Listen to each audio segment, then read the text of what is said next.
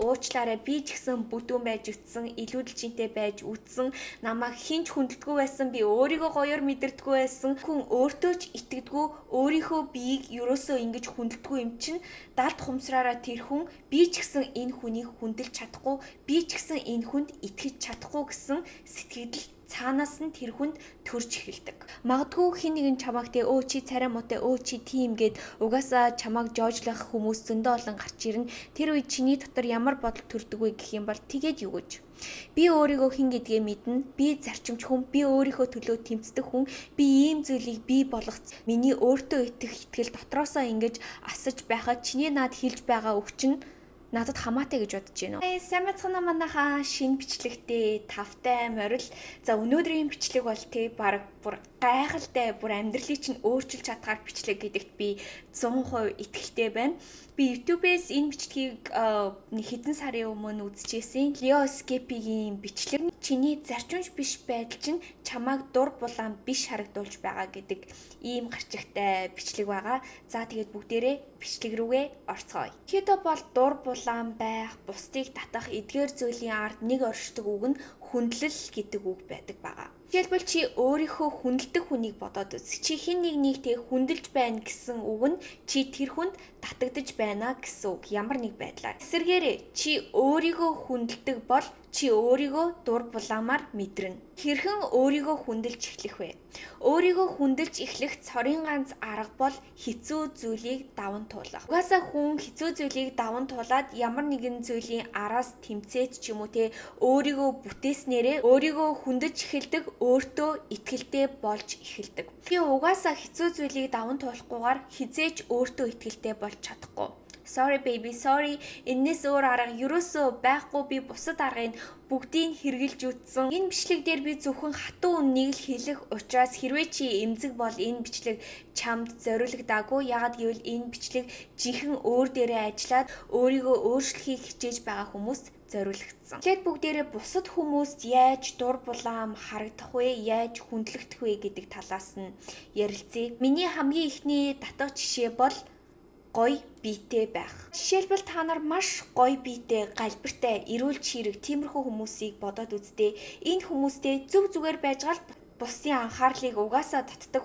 Угаасаа та нар ингээ гадуур ингээ гоё биетэй хүн явж явах юм бол чиний анхаарал чинь өөрөө ирэхгүй тийш явдаг. Нэг зөвхөн гаднах харагдах байдлаас нь хилээгүй. Жишээлбэл та нартэй байнга жим рүү явдаг, дасгал хөдөлгөөн хийдэг, өөрийнхөө биед маш их анхаардаг, биеийг бүтээсэн хүмүүсийг хараад үзээрэй.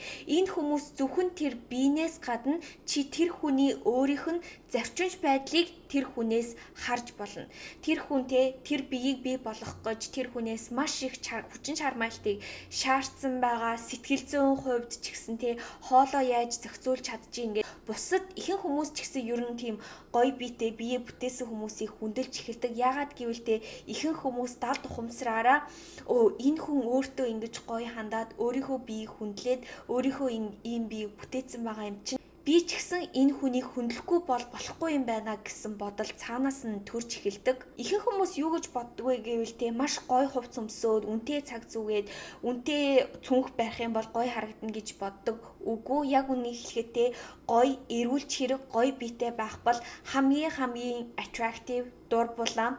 Одоо магадгүй бусад хүмүүс энэ бичлэгийг үзээд ууралж ээж магадгүй тэгээ чи бүдөө эмэгтэйчүүдийг те доош нь хийлээ гэх мэт жишээний уучлаарай би ч гэсэн бүдүүн байж үтсэн, илүүдэлжинтэй байж үтсэн, намайг хинч хүндэлдэггүй байсан, би өөрийгөө гоёор мэдэрдэггүй байсан. Та нар бодож байж магадгүй зарим хүмүүс зүгээр л гоё биетэй төрсөн гэд та нар бүр яг гоё биетэй хүмүүсийг хараад үз. Хүний амьдралынх нь нэг зүйл нь шал өөр байгаа. Магадгүй тэр хүн дасгал хөдөлгөөн хийдэггүй байсан ч гэсэн хоолндоо маш их анхаардаг байж магадгүй. За эсвэл те зүгээр туранхай мөртлөө нэг унжсэн хүмүүс байдэн штэ. Хүн туранхай байсан ч гэсэн тэр өөрийнхөө гидсний бөвчингаа гаргаад ч юм уу те гоё эгц өвдөгч болохын тулд ямар нэгэн дасгал хөдөлгөөнийг биедээ хийх л хэрэгтэй байдаг. Энэ чамайг маш дур булаан бус харагдуулдаг зарчимч биш байдлыг хоолны туршил хоолтой холбож та бүхэн тайлбарлая. Жишээлбэл те хоолны дуршлаа дарж чадахгүй янз бүрийн юм тохиолдох юм бол сэтгэл санаагаар унах юм бол те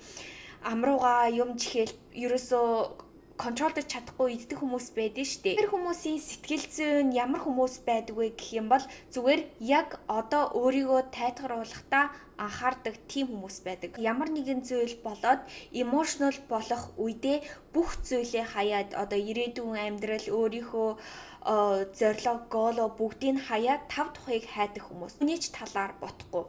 Энэ нь маш дур булаан бус байдал. Юуг илэрхийлж байна вэ гэх юм бол одоо чамааг те өөртөө ерөөсөө итгэлгүй өөртөө итгэлээ алдсан байгааг чинь илэрхийлж байгаа. Бусад хүмүүс чиний энэ зарчимж биш байдлыг чинь олоод харцдаг. Хэрвээ те магадгүй чи тийм зуршилтай бол магадгүй баг зэрэг илүүдэл чинтэй байж магадгүй чиний бие чинь жин хараад мэдчиж магадгүй за эсвэл чи туранхай хүн байх юм бол чиний зүгээр гаргаж байгаа зан авираас чинь энэ сэтгэл зүйг чинь олоод харцдаг. За энэ сэтгэл зүйг олж харсны дараа тэр хүнд ямар сэтгэл төрөх вэ? Энэ хүн өөртөө ч итгэдэггүй өөрийнхөө биеийг ерөөсөө ингэж хүндэлдэггүй юм чинь далд хумсраараа тэр хүн би ч гэсэн энэ хүнийг хүндэлж чадахгүй би ч гэсэн энэ хүнд итгэж чадахгүй гэсэн сэтгэл цаанаас нь тэр хүнд төрж эхэлдэг. Одоо харин бүгдээрээ яаж өөрийгөө дур булаамаар мэдрэх вэ гэдэг талаар ярилцъя. За бүгдээрээ зарчимч байдлыг бий болгоод өөрийнхөө төлөө зүтгэн гээд юу ч гэсэн ойлгоцсон байгаа. Энэ үйл явцдаа яах вэ гэх юм бол хүн өөрийнхөө гол дүрийг мэдэрч эхэлдэг. Хүн өөрийнхөө гол дүрийг бий болгодог. Цаанаасаа өөртөө итгэл чинь төрж эхэлнэ. Би өөрийнхөө төлөө тэмцдэг хүн юм байна. Би өөрийгөө бий болгочлоо гэд одоо тэр зан араншин те өөрийнхөө одоо кинон дээр одоо гол дүрийг одоо хүмүүс бий болгодог шүү дээ. Ямар нэгэн зүйл хийснээрээ яг тэрнтэй адилхан бид нар амьдралынхаа гол дүрийг бий болгож байна гэсэн. Тэр үед яадаг вэ гэж магадгүй хин нэгэн чамайг те чи царай муутай чи тийм гэд угаасаа чамайг жоожлох хүмүүс зөндөө олон гарч ирнэ. Тэр үед чиний дотор ямар бодол төрдөг вэ гэх юм бол тэгээд юу гэж би өөрийгөө хэн гэдгээ мэднэ. Би зарчимч хүн, би өөрийнхөө төлөө тэмцдэг хүн, би ийм зүйлийг бий болгоц. Тэгээд юу гэж ийм сэтгэлтэй болсон үед чи бол бүр хот нөө монголоор юу гэдэг лээ гал гэдэг ш. Өөрийгөө ийм гоёор мэдрээд миний өөртөө итгэл дотроосоо ингэж асаж байхад чиний над хэлж байгаа үг чинь надад хамаатай гэж бодож байна. Дараагийн чамааг маш дур булаам харагдуулдаг зүйл бол маш хичээнгүй, тууштай, хүчин чармаалттай байдаг байдал бусад бүх хүмүүсийг татдаг. Угаасаа та нарт тодорхой сонсогдож байгаа байх. Угаасаа ямар нэгэн чадвартай те өөрийн гэсэн янз бүрийн одоо career бүх юма бий болгоцсон хүмүүсийг хүн угаасаа цаанаасаа хүндэлж эхэлдэг тиймэрхүү хүмүүс одоо хүн татагдаж эхэлдэг. Би ч гэсэн энийг өөрийнхөө биеэр мэдэрсэн. Жишээлбэл те би өмнө нь цагийн ажил хийгээд ресторанд ажилладаг байхад хинч чамайг те хүндлээ ч юм уу тийм лаг хүндлийг үзүүлэхгүй. Эсвэргээрээ хүмүүс чамааг маш олон хэлтэйг чинь мэдээд чи ийм олон хэлээр ярьж чаддсан юм уу? Чи өөрийн гэсэн ийм YouTube чаналтай юм уу? Чи бүр 200 300 контент бүтээсэн юм уу гэд харчгаараа хүмүүс чамааг харах тэр өнцг нь шал өөрчлөгдөөд ярьж байгаа төөн, хандаж байгаа хандлага гэд бүх зүйл нь тэр чигээрээ өөрчлөгдөж эхэлдэг. За ер нь бол тэгээд өөртөө зарчимч байгаад өөрийнхөө төлөө хичээнгүй байхад бусад чамааг угаасаа хүндэлж эхэлдэг. Зарим хүмүүс эсвэл бодож иж магадгүй тэр угаасаа л гоё төрсөн, гоё охин, тэг хөөрхөн төрсөн бол тэг өдөр болгон сошиал медиан дээр янз бүрийн бичлэг хийгээл тэрнгээрээ мөнгө олдог хүмүүс байдаг гэл бид нар тэгэл өөртөө нөгөө шалтак олгож эхэлдэж штэ тэр тийм болохоор л тийм дингсэн болохоор л ийм миний амьдрал болохгүй байх гэх мэт жишээний наад шүүмжлэлээ зогсоо ямар нэгэн гоё харагдаж байгаа хүн ч гэсэн тэр хүн өөртөө хүчин чармаалтыг гаргасан байгаа. Өөрийнхөө стил, имиж, арьс, үс тэр эрэгтэй, эмэгтэй магадгүй өөртөө маш их анхаардаг байгаа. За эсвэл тэр контент бүтээгч гэсэн бүр oh my gosh бүр амар хэцүү та нар editing, recording, өнцөг англ гээд бүр тийм маш их хүчин чармаалтыг шаарддаг. Тэгэхээр ямар нэгэн амжилтанд хүрсэн хүнтэй тэр хүн гоё харагддаг өгөгдөл нь байсан ч гэсэн ямар нэгэн хүчин чармайлт зарчимч байдлыг угаасаа л шаарддаг. Харин эсвэргээрээ бид нарыг маш дур булаан бусаар мэдрүүлдэг нэг үйлдэл юу вэ гэх юм бол we show up ourselves. Бид нар өөрийнхөө хэлсэн үг өөрөө өөртөө тавьсан амлалтандаа хүрэхгүй байх. Жишээлбэл маргаашаас эхлээд би эрүүл хооллоно гэд хизээч хооллохгүй, би маргаашаас эхлээд тасгал хийнэ гэд хизээч хийхгүй, нөгөө хорвоогийн маргааш дуусахгүй гэд байдэн штэ.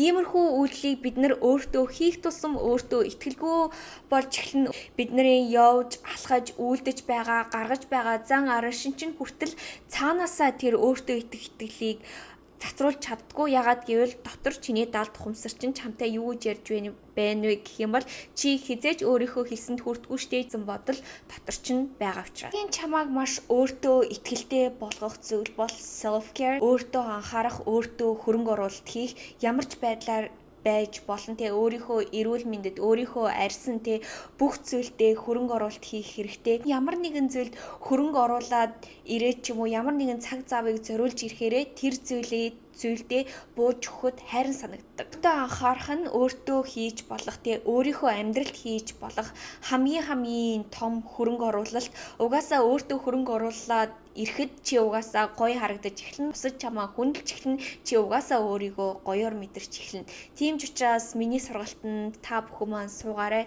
Ерөнхийдөө би holistic health-ийг заадаг байгаа. Яаж бүтэн биеиндээ анхаарах вэ? Дасгал хөдөлгөөн, арьс, үс, эрүүл хооллолт гээд бүх зүйлийг алхам дараалтайгаар заадаг учраас өөртөө хөрөнгө оруулалт хийгээрэй гэж та бүхнийгээ бас уриалмаар байна. Дараагийн биднийг маш бүр дур булаан болгодог зүйл бол өөрийнхөө энэ emotion буюу сэтгэл зүйдээ гэх юм уу мэдрэмждээ ерөөсөө ялагдахгүй байх. Ихэнх хүмүүс яадаг вэ гэх юм бол би өнөөдөр ядраад байна. Би өнөөдөр тэгмээргүй байна. Миний сэтгэл зүй муу байгаа учраас, ийм байгаа учраас би өнөөдөр тасгал хийхгүй, би өнөөдөр ажилдаа явахгүй, би тэрийг хийхгүй, ингэхгүй. Хэрвээ чи ийм байдлаараа ингэж үргэлжлээд яваад байх юм бол угаасаа чи өөртөө итгэлгүй болох нь тодорхой. Түүнээс гадна чи өөртөө болон амьдралын бүх зүйлд, өөрийнхөө амьдралын бүх хэсэгт эргэлзэж эхэлнэ. Би өөрийнхөө эмошн дагаад өнөөдөр би яг үнийг хэлэхэд энэ бичлэгийг ерөөсөө хиймээргүй байсан. Би амар ядарч ийн өчигдрөөс ахуулаад тэгээд би өөрийнхөө эмошн дагсан бол та хизээч энэ бичлэгийг үзэхгүй байгаа. Миний YouTube хизээч өсөж дэвшихгүй. Түүнээс гадна би өмнө нь сэтгэл зүгээр унсан байх үедээ олон жилийн өмнө байн амар их шоколадыг иддэг байсан. Тэгээд шоколадыг яг өөрийнхөө амьдралын нэг хэсэг гэж боддог байсан.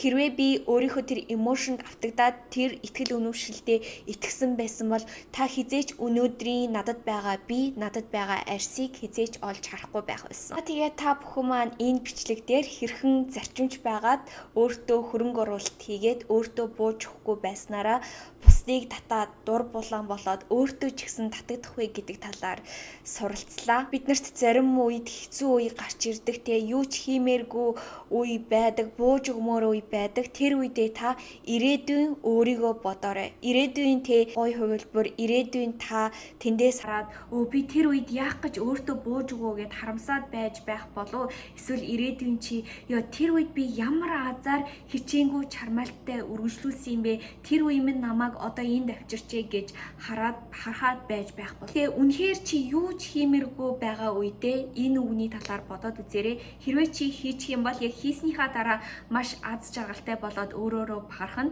За эсвэл маргааш нь чи өөрөөрөө бахархна. Ягаад гэвэл бодоод үзтээ би энэ бичлэгийг үнэхээр хиймээргүйсэн, ядарч исэн, надад өөр хийх ёстой зүйл зөндөө олон байна. Гэхдээ би энэ бичлэгийг одоо яг ингээд дуусч байгаагаараа өөрөөрөө үнэхээр их бахархаж байна. За тэгээд өнөөдрийн бичлэг маань та бүхэнд тустай байсан гэж найдаж байна. Leo Escape-д маш их баярлалаа. Ягаад гэвэл энэ бичлэгний оригинал бичлэг нь Leo Escape-ийн бичлэг байсан учраас би бүр ингээд бичлэгтээ ороод аюу сайн орж ярих гэж хичээлээ. Ягаад гэвэл ингэж ярих тусам та бүхэндээ хүрч чадаж байгаа гэж бодож байгаа учраас за тэгээ дараагийн бичлэгээр дахиад уулзлаа. Түр баярнаас гадна та бүхэндээ нэг зүйлийг хэлхээ мартчих. Өөрийнхөө хамгийн гоё хувилбарыг бүтээцгийн сургалтын дээр надтай уулзгаа бити мартаарай. Тэгээ бүртгэлийн талаар инстаграмаар надаас асууж болно. За тэгээ сургалтын дээр уулзцгаая. Баяртай.